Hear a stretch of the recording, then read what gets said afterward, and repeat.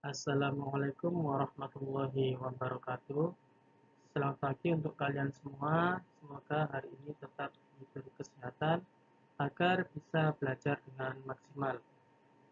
Pada pagi hari ini kita masih belajar di bab 5, yakni di materi dinamika kependudukan Indonesia, di mana untuk pertemuan sebelumnya kita sudah mempelajari beberapa rumus, yakni rumus kelahiran, kematian, dan proyeksi penduduk. Untuk pada pagi hari ini kita sudah sampai di subbab yang B, yakni di subbab mobilitas penduduk. Apa sih mobilitas penduduk itu? Oke, kita akan segera ke slide selanjutnya untuk memahami apa itu mobilitas penduduk. Mobilitas itu sendiri kalau di dalam bahasa Inggris diartikan sebagai berpindah. Nah, terus apa hubungannya dengan penduduk?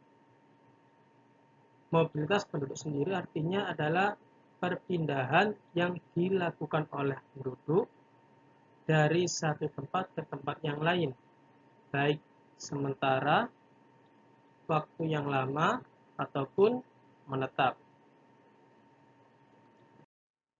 Di dalam mobilitas penduduk atau di dalam mobilitas fisik itu ada dua jenis, yakni yang pertama adalah mobilitas permanen dan yang kedua adalah mobilitas non permanen. Apa itu mobilitas permanen? Oke, kita akan ke slide selanjutnya lagi. Mobilitas permanen atau biasanya juga disebut sebagai migrasi.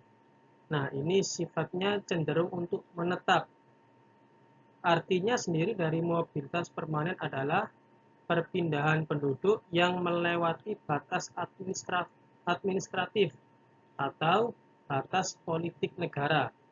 Jadi, kalau mobilitas permanen ini perpindahan penduduknya itu cenderung jauh dari antar tempat karena melewati batas administratif seperti batas administratif eh, bisa mungkin desa, bisa kecamatan, kabupaten, kemudian provinsi, atau antar negara.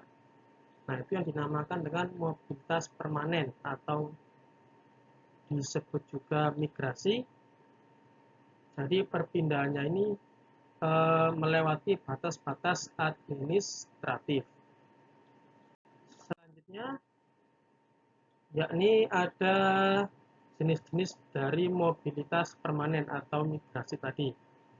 Yang pertama, ada yang namanya mobilitas internal. Maksudnya mobilitas internal itu adalah perpindahan penduduk yang masih dalam ruang lingkup satu negara. Contohnya urbanisasi. Apa urbanisasi itu? Urbanisasi itu perpindahan penduduk dari desa menuju ke kota. Nah, ini biasanya banyak terjadi ketika setelah Lebaran atau ketika arus balik, yakni banyak penduduk dari Jakarta ketika kembali ke kampung halamannya, kemudian ketika kembali lagi ke Jakarta, ini banyak membawa sanak saudara, tetangga ataupun yang lainnya untuk dibawa ke Jakarta, baik untuk bekerja atau masih dalam tahap dicarikan kerja.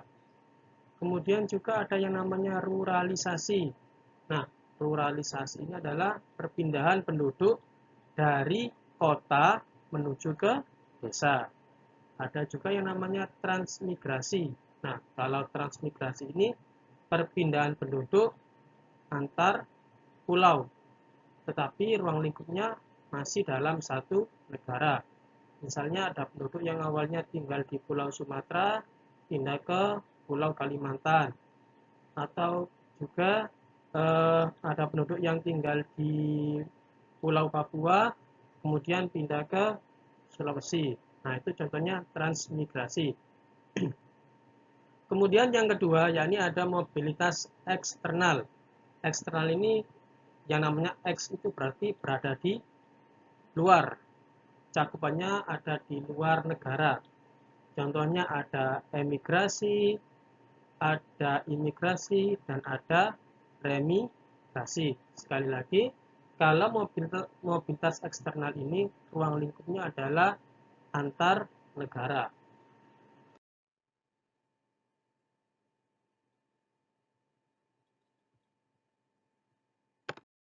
Untuk selanjutnya yakni mobilitas khusus bagi tenaga kerja.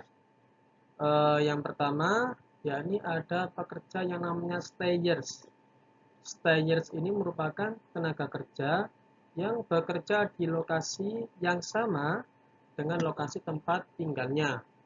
Nah, ini merupakan pekerja yang dimana tempat bekerjanya itu di luar kabupatennya. Kemudian yang kedua ada yang namanya movers.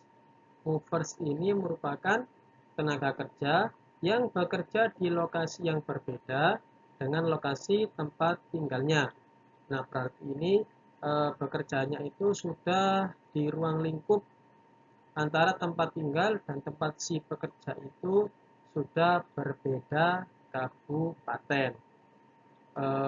Untuk hari ini cukup itu saja materi dari saya. Sampai bertemu lagi di pertemuan selanjutnya. Untuk hari ini, wassalamualaikum warahmatullahi wabarakatuh.